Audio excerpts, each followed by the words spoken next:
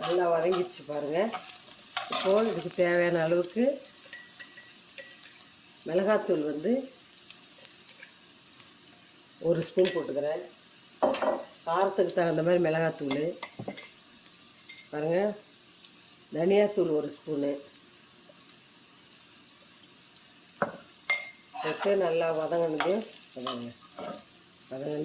தக்காளி போட்டுக்கிறேன்.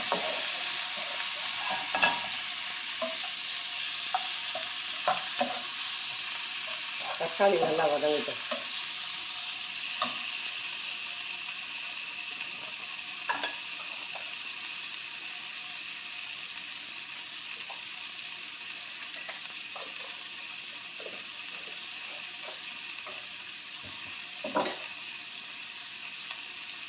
இதுக்கு தேவையான அளவுக்கு உப்பு போட்டுக்கலாம்.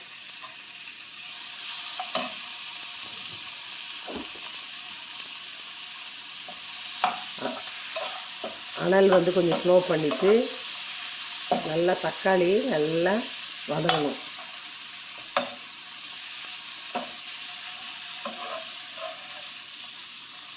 பாவக்காய் இந்த மாதிரி தொக்கு பண்ணும்பொழுது கொஞ்சம் எண்ணெய் ஜாஸ்தி விட்டால் நல்லாயிருக்கும், டேஸ்ட்டாக இருக்கும்.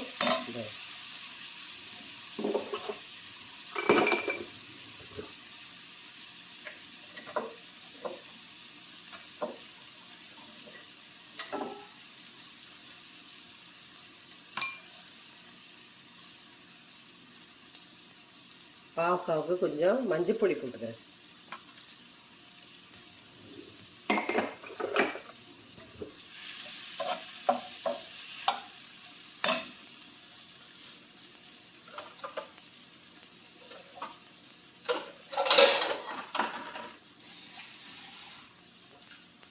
தக்காளி வந்து கொஞ்சம் வேகிறதுக்கு கொஞ்சம் தண்ணி விட்டு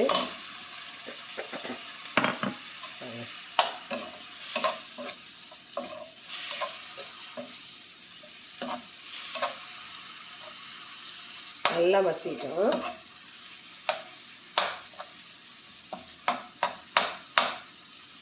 தக்காளி வந்து நல்லா ஒரு 2 தக்காளி போட்டுக்கலாம். வெங்காயம், தக்காளி, பூண்டு இந்த கிரேவிலேயே சூப்பராக வதங்கணும்.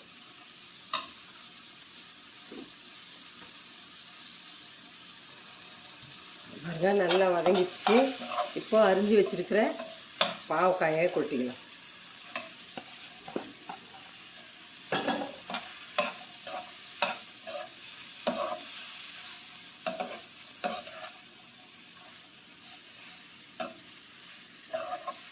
தண்ணி உடனே ஊற்றக்கூடாது, நல்லா வதங்கணும்.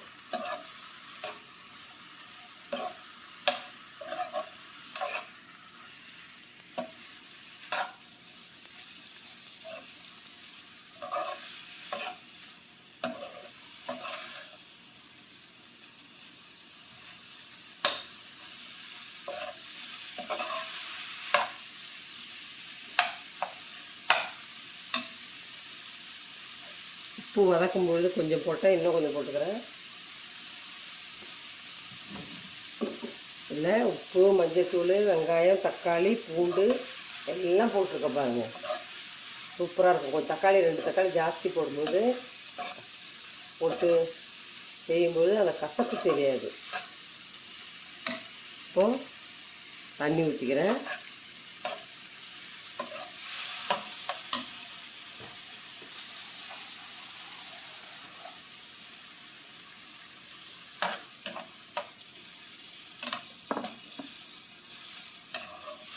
நல்லா வேகட்டும். எப்படியும் ஒரு 10 நிமிஷம் அப்படியே நல்லா வேகணும் பாவக்காய். உப்பெல்லாம் சூப்பராக இருக்குது. உப்பெல்லாம் கரெக்டாக இருக்குது.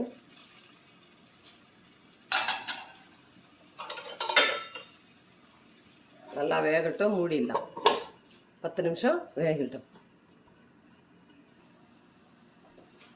பாருங்க, 10 நிமிஷம் இப்படியே வச்சுருந்தா நல்லா வெந்துருச்சு பாருங்கள். சூப்பராக தலைன்னு இருக்கு பாருங்க.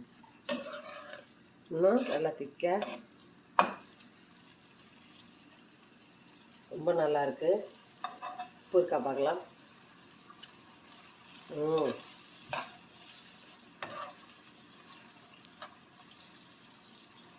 நல்லாயிருக்கும். கொஞ்சம் தண்ணி சுண்டுட்டோம். இன்னும் ஒரு 5 நிமிஷம்.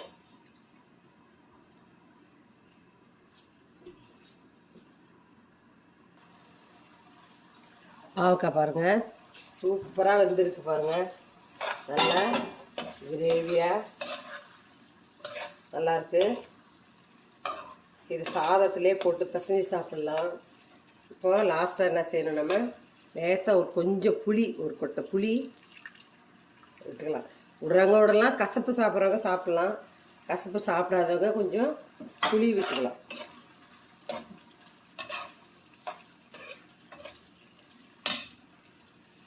புளி விட்டுட்டு இதை பாருங்கள், சின்ன ஒரு கோலி சைஸு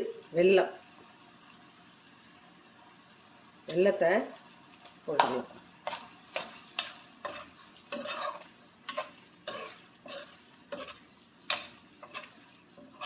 வெல்லமும் புளியும் சேரும்போது கசப்பே இருக்காது, சூப்பராக இருக்கும்.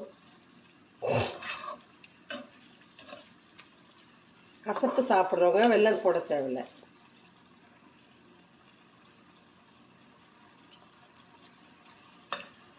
சூப்பராக இருக்குது.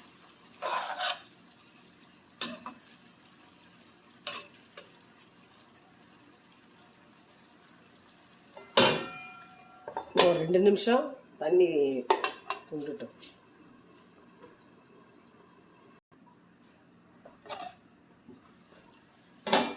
பாருங்க, பாவக்காய் பொரியல் ஆயிடுச்சு. சூப்பரான பாவக்காய் பொரியல் ரெடி. இதை நம்ம பவுலுக்கு மாற்றிக்கலாம்.